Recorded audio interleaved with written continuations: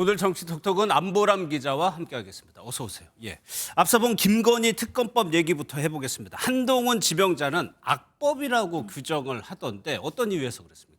네, 한마디로 총선을 겨냥해서 만든 법이라는 겁니다. 김건희 특검법이 오는 28일 본회의를 통과하고 윤 대통령이 거부권을 행사하지 않는다고 가정하면요. 특검 임명 등 준비 작업을 거쳐 2월 중순쯤 수사가 시작됩니다. 수사 기간은 70일, 4월 10일 예정된 총선과 맞물리는 겁니다. 예, 그런데 민주당에서는 국민의힘이 지연시켜서 이렇게 된 거 아니냐 이렇게 주장하던데요. 네, 그런데 아예 총선을 고려하지 않았다고 보긴 어려운 측면이 있습니다. 지난 4월 패스트트랙 추진 당시 원내대표였던 박홍근 의원 얘기 먼저 들어보시겠습니다.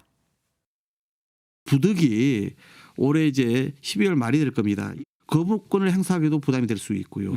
또 실제 총선 목전을 앞두고 특검이 이제 실시되고 있는 과정에 대한 부담도 있지 않겠습니까? 네네.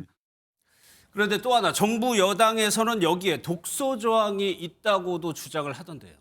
네, 특별검사 추천권과 언론 브리핑, 수사 범위 이 세 가지가 문제라는 입장입니다. 민주당은 과거 특검법과 같다는 입장이라 과거 최순실 특검법과 드루킹 특검법 살펴봤습니다.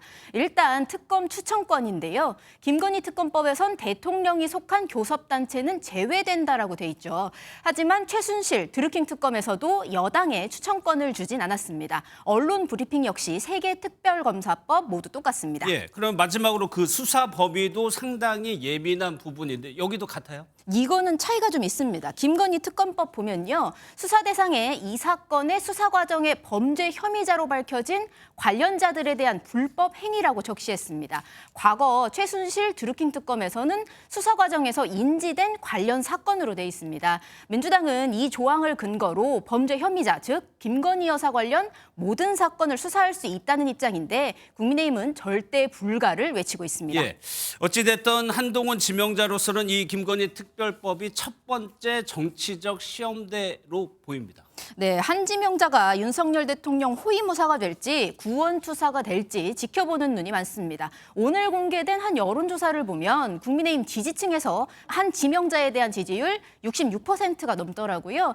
이준석 전 대표는 한 인터뷰에서 한 지명자가 김건희 특검법에 대해 제대로 대응하지 못했음을 지적하면서 지금은 비판할 수 없는 대상이 명확해 보인다고 평가했습니다. 그러면서도 윤 대통령과 차별화하면 정치적인 인물로 크게 성장할 거라고 조언했습니다. 만약에 그렇게 된다면 가장 긴장할 사람이 이재명 대표가 되는 거 아닐까요?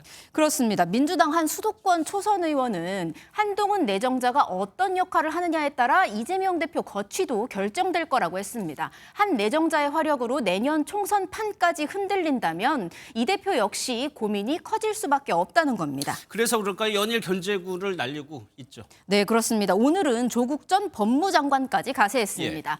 조 전 장관은 한 지명자가 노태우의 길을 가려고 할 것이라고 예측했습니다. 하나회 세력이 6.29 선언으로 2인자 노태우 당선을 이뤄내고 집권을 연장했다면서요. 한 지명자의 대권 도전을 예언한 셈입니다. 조 전 장관은 2019년 자신이 검찰 쿠데타라는 표현을 제일 먼저 썼는데 이제 앞다퉈 쓰고 있지 않느냐고도 했습니다. 예. 그리고 마지막으로요. 연휴 동안 나경원 전 의원이 좀 화제던데 위글위글 댄스 이건 뭔가요? 네, 마지막으로 가벼운 아이템 하나 준비해 봤습니다. 영상 먼저 보시겠습니다.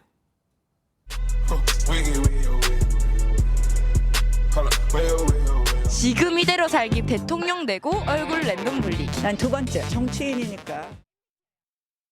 MZ세대와 소통에 나선 건데 총선이 아무래도 다가오긴 한 것 같습니다. 알겠습니다. 잘 들었습니다. 안보람 기자였습니다.